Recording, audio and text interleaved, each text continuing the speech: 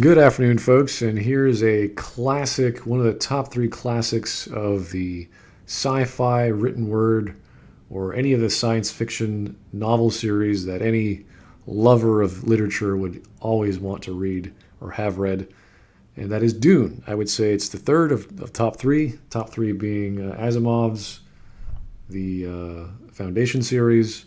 There's Banks's, the Culture series, and of course, I have Hebert's or Hebert's Dune Saga.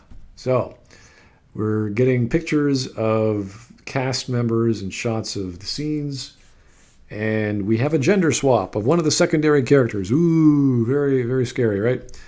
It's not a big deal. It's a secondary character. Who cares, right?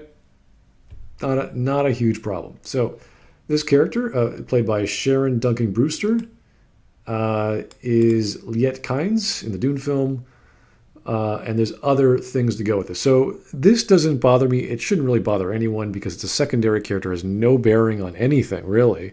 Doesn't matter if it's male or female. All we really know is this dude is an imperial paleontologist, I think, and they are the mother or father of Chani, who is one of the primary characters for. Actually, I wouldn't even know if she's a primary character. I guess she's pretty important to Paul. So she's Paul's main love interest. So that's really the only reason we have this character in there, to show some understanding of history of Arrakis, who this guy is or this girl is, what they do, and they happen to have a daughter. That's the connection to Paul. That's all fine. Male, female, whatever, doesn't bother me. We're talking about Dune here. If you don't know Dune, it's a world of face dancers and golas, which are basically reanimated people, and all sorts of other crazy technological sci-fi tropes. So this doesn't bother me. It's totally believable, even if it's just a person who's no longer male. Does not matter to me. Now, if you were to change Leto into a girl, or Paul into a girl, or any of the main characters into a female or male, then you'd have a problem. Be like, why are you doing this? So in this post, the post author talks about how the description of Kynes is a male. He has this beard. He's got this wispy hair, etc., etc. Yep. So obviously, the producer or director of the newest Dune iteration wanted to do something different. It's, as far as I'm concerned, it's cosmetic. That's fine. Now, the problem comes in is when they explain why they did it. Now, they could have just said, "Hey, you know what? We had a great actor. She was doing such a good job." And or I saw great talent, and I wanted her. She auditioned for some other role. I wanted her to do another role. That would have been a totally logical and understandable position to take. That's good. I would love to hear behind the scenes stuff like, hey, this director was thinking like this, but we saw this guy at the corner of his eye say, hey, you come over here. I want you to try out for this part. And that would have, like, that's all the reasoning you need. But when you get down into the explanation as to why this is, director Denis Villeneuve talks about why he did this. What Denis has stated to me was that there was a lack of female characters in his cast. He had always been very feminist, pro-women, and wanted to write the role for a woman. It's like, okay, so he just wanted more women in his story. Sure. Again, secondary characters, not a big deal. Brewster added, this human being manages to basically keep the peace amongst many people. Women are very good at that, so why can't Kynes be a woman? Why shouldn't Kynes be a woman? Okay, this is Brewster, this is the actress saying this. And, you know, she's trying to justify her job. It's like, hey, I got a job. Isn't it awesome? Don't you think everything that got me this job is awesome? It's like, yes, Brewster, justify your position. Anyway, it doesn't matter, okay? It's a silly thing to say. So here we get back to the director, who would also discuss the film's describing its narrative as a critique of capitalism. Now, I don't know if that's true or false. I do know Dune is an analogy for many, many things. You can talk about Judeo-Christian religion.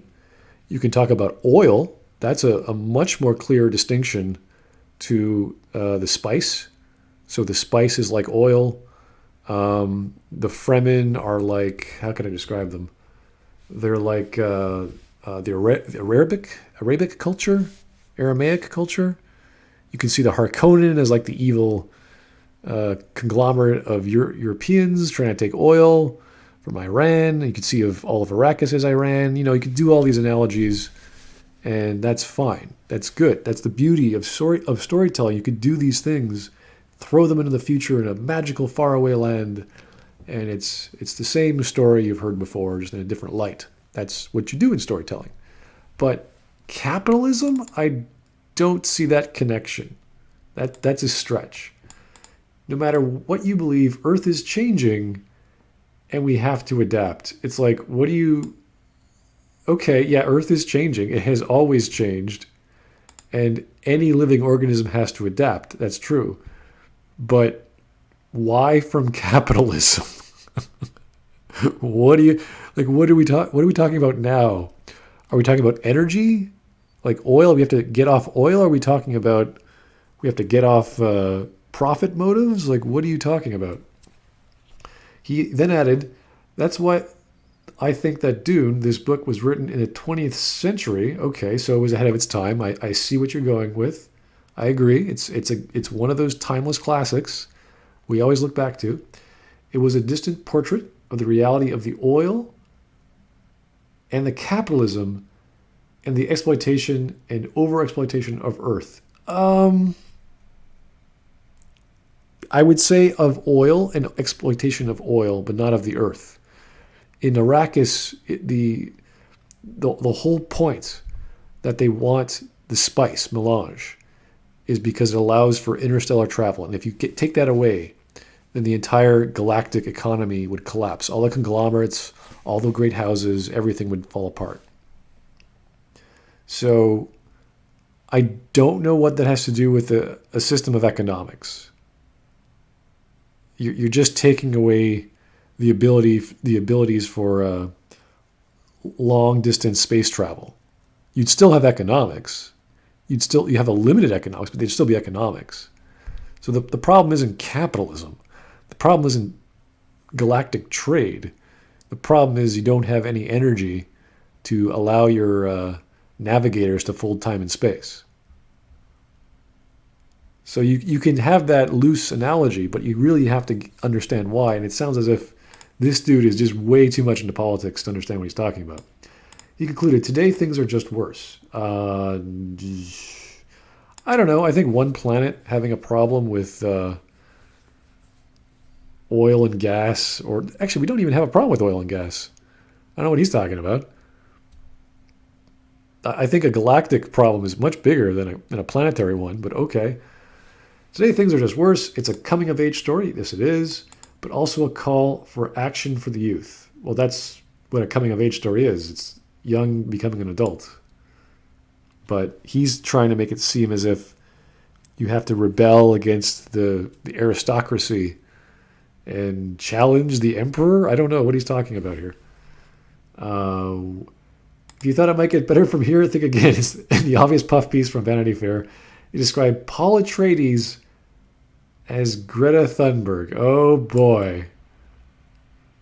So Anthony, I don't know who this is, Bresnikan, writes, think Greta Thunberg, only she's a Jedi with a diploma from Hogwarts. What? Okay. That's pushing it. I think Paul Atreides is more Jedi, the same way the Bene Gesserits are more. They're basically the Jedi that are super smart, and they're super manipulative. They're like the female cabal of the galaxy, and they have this prophecy of the one who's going to bring pure, honest vision, and they'll know what to do before they do it. That sort of weird stuff. And that's, well, obviously, he's trying to make an approximation. I think he's falling pretty short. Jedi is close, but Hogwarts, no. Villeneuve also detailed changes to Baron Harkonnen, played by Stellan Skarsgård. All right. He explained, as much as I deeply love the Buke? What is that? Buke? Sorry, I don't know this word. B-E-O-K. Hopefully this is an English word. A book of blank pages. Okay, that's I don't know what that means. I felt the Baron was flirting very often with caricature. Yes, that's the kind of point. The Harkonnen are a house built off brutish styles of behavior. They're very hardcore. They like deception. They like brutalization, murder, death, all that stuff.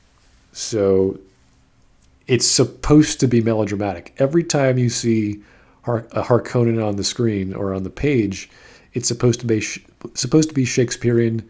It's supposed to be poetic and brutal. So that is good. That's what you want. If they switch that up, I'll be disappointed, but I'll be very curious what they do with the Harkonnen, because that is, if you remember anything from Dune, it's the elaborate, or at least the first book of Dune. It is the overly bombastic and over-the-top caricature of the Harkonnen as this dominating house that does everything with brute force. He continued, and I tried to bring him a bit more dimension. There's plenty of dimensions with the Harkonnen. They're not just stupid guys who want power. They have plans within plans. That's why I brought in Stellan. Stellan has something in the eyes. Okay. If he's talking about an actor, you feel that there's something thinking, that has tension and is calculating inside, deep in the eyes. I can testify it can be quite frightening. Great. Okay. Yeah, I'm with you there. So, good stuff. Also expand Lady Jessica's role. Again, nothing wrong with that. Lady Jessica, as well as all of the women in Dune, had a huge role, especially the Bene Gesserits, and she's one of them. So that's to be expected. Now, if he starts making lines, I would have a few problems with that. But I don't know exactly what that means. To me, that just means more screen time. Jessica's a member of the Bene Gesserit and is played by Rebecca Ferguson. She's a mother, she's a concubine, she's a soldier. Yeah, she's all those things. She's also a mystic. She was taught by the Bene Gesserits, and she has this dualist of problems, whether she serves them or serves her house or serves her son or serves her lover, Leto. She then went on to describe how the character will be different from the book. Dennis was very respectful of Frank's work in the book, but the quality of the arcs for much of the women had been brought up to a new level. There were some shifts he did, and they were beautifully portrayed. Now, okay, so that could be a good thing. There's nothing wrong with the female arcs, especially of Jessica. So that could be good. That could be great. It depends how it's done. And again, one of the most strongest groups in Dune are the Bene Gesserits. So that's the beautiful thing. They have all this religion, they have all this prophecy, and it all comes crashing down as soon as Paul takes power. Villeneuve does note that creating Dune is the most difficult thing he's done in his life. He explains it's a book that tackles politics, religion, ecology, spirituality, and with a lot of characters. Exactly. It is an epic. There's so many characters and so many things going on that when Frank, I think he died in 85 or 86, his son and his older brother kept writing the saga. So that's why a lot of people don't keep reading it. They stick to the first book, and they don't go into I think there's a 2000 edition or whatever of all the other side characters. So it's really like if you want to invest yourself in reading about Dune, it'll take you a good year going through all the books. So if it catches your fancy, go for it. But it's always going to be a different take than the original author just because of that. He then concludes, I think that's why it's so difficult. Honestly, it's by far the most difficult thing I've done in my life. You know, it's kind of like studying Tolkien or Asimov or any large series of novels of a series. So it's very difficult to do. I agree. And what I don't like is his take. Hopefully there's not many changes to the characters here, but secondary characters not a big deal. So it's expected to be coming out in 2 installments. Cool. With Frank Herbert's first Dune being broken down into 2 parts. The first part is expected to debut on December the 18th. Now, if you don't know anything about Dune, it's I told you one of the biggest top 3 sci-fi franchises of all time. Probably the most selling, just because it got made into a movie amazingly in the 80s. And there's all these secondary characters here. So it's not a like. There's all these characters with their own side stories. Here's the 2000 edition, which I actually rather enjoyed. That had Children of Dune. There was a bunch of others. So they didn't go too far with Leto, because that's when things get really weird. Leto the Second. So it's a great story. It goes all over the place. And in that version, here's Carol Dobry. He actually plays Mr. Liet Kynes. And again, both males, and there's his daughter. So it's not a big deal whether it's a male or female.